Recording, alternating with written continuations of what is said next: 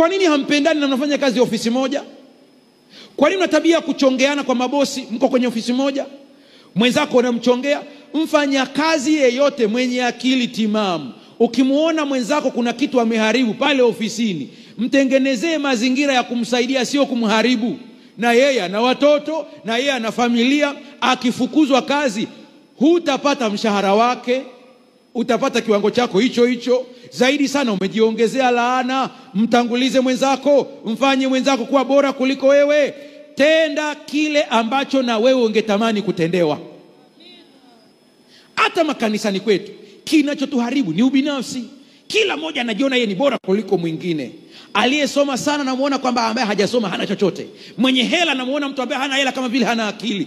Usijidanganye. Kuwa na hela sio kuwa na akili. Kuna hela pia zinapitia kwa wapumbavu. Yaani ni mkondo tu umepita tu.